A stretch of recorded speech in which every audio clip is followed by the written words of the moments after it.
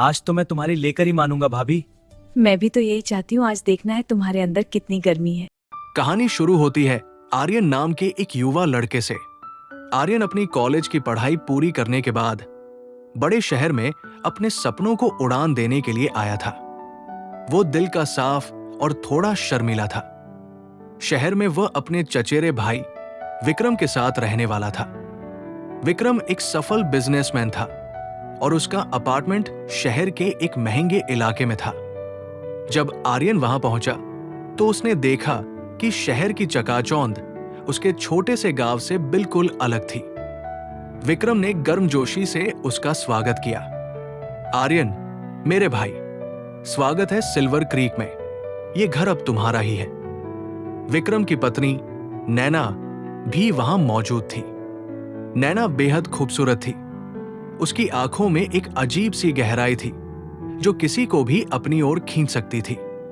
उसने मुस्कुराते हुए आर्यन से हाथ मिलाया। नमस्ते आर्यन, विक्रम अक्सर तुम्हारे बारे में बात करते थे। तुमसे मिलकर अच्छा लगा। शुरुआत के दिन अच्छे बीते। आर्यन नौकरी की तलाश कर रहा था और विक्रम अक्सर काम के सिलसिले में शहर से बाहर रहता था। नैना घर पर ही रहती थी। वो आर्यन का बहुत ख्याल रखती थी, उसके लिए खाना बनाना, उसके कपड़ों का ध्यान रखना। धीरे धीरे आर्यन और नैना के बीच एक दोस्ती का रिश्ता बनने लगा। विक्रम एक सख्त और काम में डूबा रहने वाला इंसान था। जब वो घर पर होता तब भी वो अक्सर फोन पर ही लगा रहता या अपने लैपटॉप में डूबा रहता। उसने कभी नैना को वो समय और प्यार नहीं दिया जिसकी वो हकदार थी। आर्यन ये सब देखता था और उसे नैना के लिए बुरा लगता था।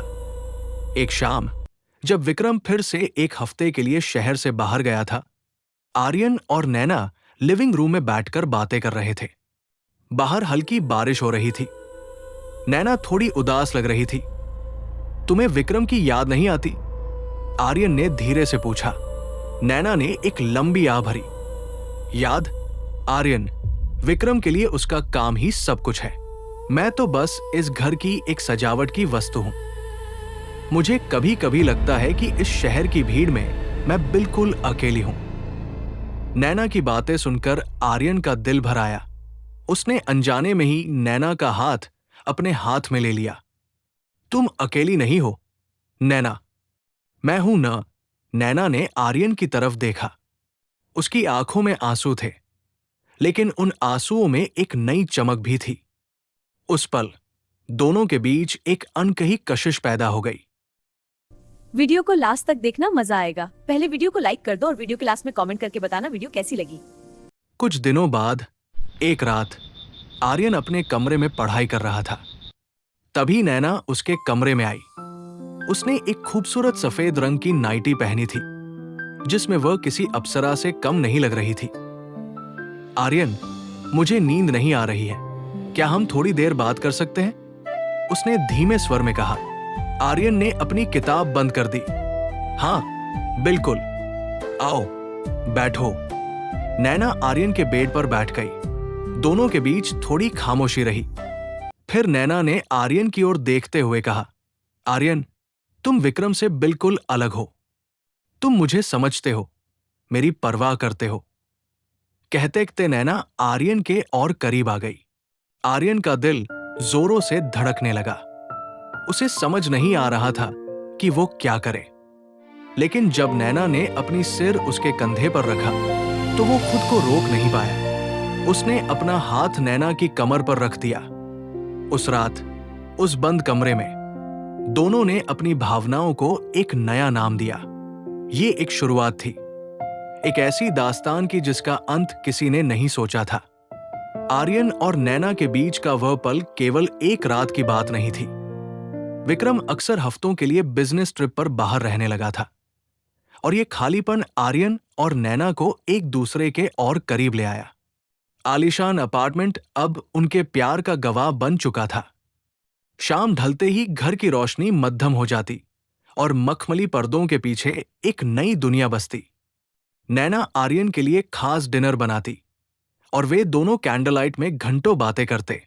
एक रात जब बाहर मूसलाधार बारिश हो रही थी, नैना ने रेशमी लाल रंग का लिबास पहना था। उसकी खुशबू पूरे कमरे में महक रही थी। उसने धीरे से आर्यन का हाथ पकड़ा और उसे बेडरूम की ओर ले गई। कमरे में हल्की खुशबूदार मोमबत्तियां जल रही थी। नैना ने आर्यन की आंखों में देखते हुए कहा, आर्यन, विक्रम के साथ मैंने सिर्फ समझौता किया है, लेकिन तुम्हारे साथ मैं खुद को जीती हूं। आर्यन ने उसे अपनी बाहों में भर लिया। उस रात की खामोशी में सिर्फ उनकी धड़कनें सुनाई दे रही थी। बेडरूम के उस एकांत में उन्होंने दुनिया की सारी बंदिशें भुला दी, लेकिन आर्यन के मन में एक डर हमेशा बना रहता था, विक्रम का डर। एक सुबह नैना बहुत परेशान दिखी। उसकी आंखों के नीचे काले घेरे थे और वो सिसक रही थी। आर्यन ने उसे गले लगाया और पूछा, क्या हुआ नैना, तुम इतनी डरी हुई क्यों हो? नैना ने कांपते हाथों से अपनी अलमारी से एक छोटी सी शीशी निकाली। आर्यन, विक्रम को हमारे बारे में शक हो गया है। कल रात उसने मुझे जान से मारने की धमकी दी। उसने कहा कि वो मुझे और तुम्हें कभी जिंदा नहीं छोड़ेगा। आर्यन के पैरों तले जमीन खिसक गई। क्या? लेकिन उसे कैसे पता चला? नैना ने रोते हुए कहा, वो एक राक्षस है आर्यन। वो मुझे कैद करके रखना चाहता है। उसने मुझसे कहा है कि अगर मैं उसे छोड़कर गई तो वो मेरी बीमार मां का इलाज बंद करवा देगा और हमें पुलिस के हवाले कर देगा। उसने आर्यन का हाथ थाम लिया। आर्यन, मेरे पास सिर्फ एक ही रास्ता बचा है, या तो हम मर जाएं या उसे रास्ते से हटा दें। उसने वो शीशी आर्यन को दिखाई। ये एक ऐसा जहर है जो शरीर में जाते ही हार्ट अटैक जैसा असर करता है। कोई पकड़ नहीं पाएगा। अगर विक्रम मर गया तो उसकी सारी जायदाद मेरी होगी और हम हमेशा के लिए आजाद हो जाएंगे। आर्यन कांप उठा। नहीं नैना, मैं खूनी नहीं बन सकता। हम भाग सकते हैं, कहीं दूर चले जाएंगे। नैना ने उसे इमोशनल ब्लैकमेल करना शुरू किया। कहाँ भागेंगे? उसके आदमी हमें ढूंढ लेंगे। क्या तुम मुझे मरते हुए देखना चाहते हो? क्या हमारा प्यार इतना कमजोर है? तभी दरवाजे की घंटी बजी। विक्रम वापस आ गया था। वो बहुत गुस्से में था। उसने आते ही आर्यन को धक्का दिया और नैना को बालों से पकड़कर कमरे के अंदर खींच लिया। कमरे से नैना के चीखने और रोने की आवाजें आने लगी। आर्यन बाहर खड़ा ये सब सुन रहा था। उसका खून खौल रहा था।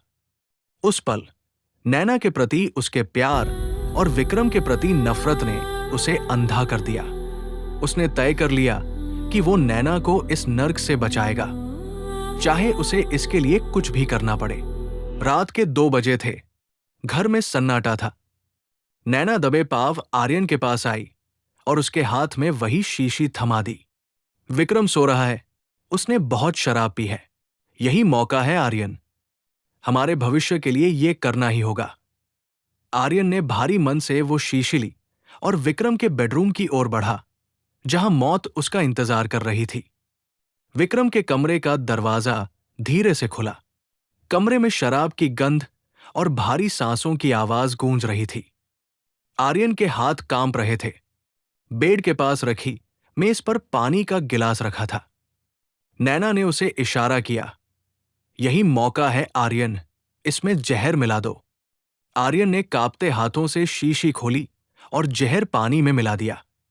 तभी अचानक विक्रम की आंखें खुल गई। उसने आर्यन को देखा और चिल्लाने की कोशिश की, लेकिन आर्यन ने घबराहट में उसे दबोच लिया। दोनों के बीच हाथापाई हुई। नैना कोने में खड़ी होकर ठंडी नजरों से देख रही थी। अंत में आर्यन ने जोर से विक्रम को धक्का दिया और उसे वही जहरीला पानी पिला देता है। विक्रम के शरीर में एक सिहरन हुई और वो शांत हो गया।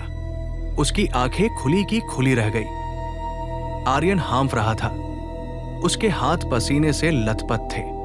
नैना, ये हो गया। अब हमें यहां से निकलना होगा, आर्यन ने लड़खड़ाती आवाज में कहा। लेकिन नैना के चेहरे पर अब कोई आंसू नहीं थे। वो धीरे से मुस्कुराई, एक ऐसी मुस्कुराहट जिसने आर्यन की रूह कंपा दी। हाँ आर्यन, ये हो गया, लेकिन तुम्हें कहीं नहीं जाना। तभी घर का दरवाजा खुला और एक अनजान आदमी अंदर दाखिल हुआ। वो कोई और नहीं बल्कि विक्रम का बिजनेस पार्टनर और नैना का असली प्रेमी समीर था। समीर ने नैना को कमर से पकड़कर अपनी ओर खींचा और उसके माथे को चूमा। आर्यन हक्का बक्का रह गया। नैना, ये कौन है और तुम इसके साथ? नैना ने ठंडे स्वर में कहा, आर्यन, तुम सच में बहुत मासूम हो। तुम्हें क्या लगा मैं एक मामूली लड़के से प्यार करूंगी?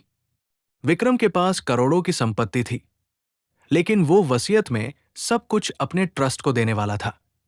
उसे रास्ते से हटाना जरूरी था, लेकिन हम खुद जेल नहीं जाना चाहते थे।